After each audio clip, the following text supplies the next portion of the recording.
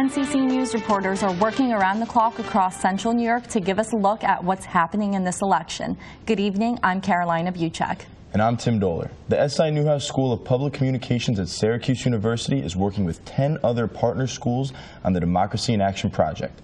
All day we've been updating you on what is happening at the polling places and other election news. You can find the stories our reporters have been following and other information by logging on to www.dia-cny.com/election day. And you can also follow our reporters to get up-to-date election news by using our ongoing hashtag DIACNY.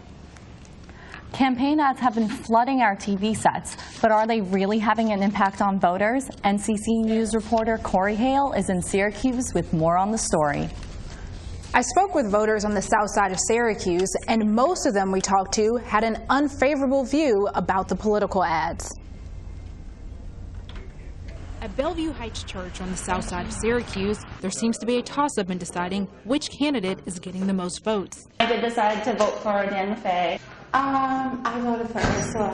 Many voters in the area were not pleased with the way Central New York campaigns have been run. Julius Edwards says candidates need to focus on the community.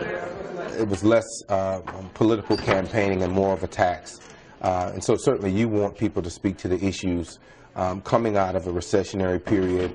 What are we going to do with unemployment here locally? How is this going to impact our economic and business community?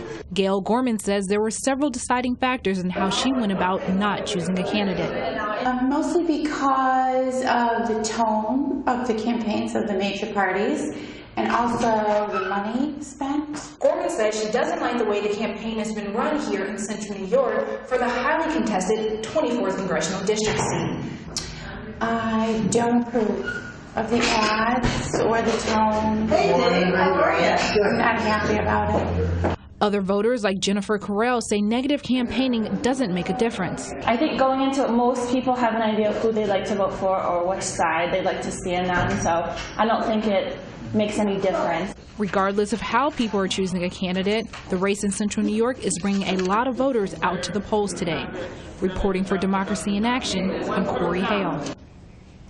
Regardless of what campaign ads say, people are still showing up to vote and hoping that their candidate wins. Voter turnout appears to be high in many parts of the country, with long waits at some polling places. Both Mitt Romney and President Barack Obama need their supporters to show up in high numbers. A robust turnout among minorities would favor Obama, while Romney will be looking for a strong showing among working-class white men.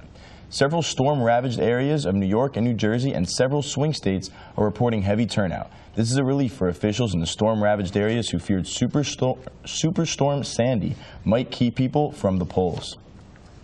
Voting is an important democratic right that's been the foundation of our country for centuries, but some voters lack the knowledge and preparation they need before they head out to the polls. NCC News' Phil George spoke to some voters at the annual Spaghetti Supper in Syracuse to discuss the voter information gap. The annual Our Lady of Pompeii Spaghetti Supper has been a tradition in central New York for the past 63 years. It's a gathering of both candidates and voters, Democrats and Republicans alike, and a place to unwind from the past few months of campaigning and advertising that's dominated the airwaves. Now that it's all over and it's finally time to vote, the question I've been asking all these voters, where do you get your information?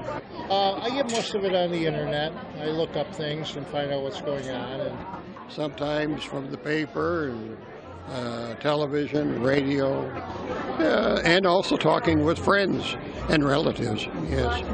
On TV, in the newspaper. The newspaper, of course, the internet. I happen to be a member of the Republican Committee, so I get a lot of first-hand information as well. There's certainly no shortage of information available with the vast resources of the internet, as well as the countless number of campaign ads candidates have run on TV and radio. So why are some recent studies indicating that up to 25% of voters are still showing up to the polls uninformed? I think it's a difference between somebody that's apathetic and somebody who's not.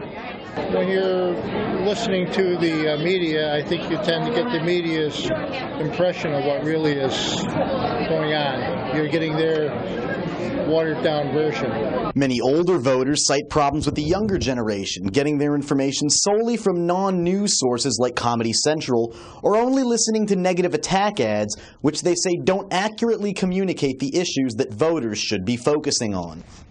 That was NCC News reporter Phil George. A tip that many experienced voters have for the younger generation is to do their own research on the candidates and not rely solely on messages put out by other sources. That, they say, is the best way to educate yourself and rock the vote. As a reminder, polls close at 9 p.m. in New York State, so there's a little less than 3 hours left to vote if you haven't done so yet. To find your polling site, you can check your voter information on the Onondaga County Board of Elections website or the New York State Board of Elections website.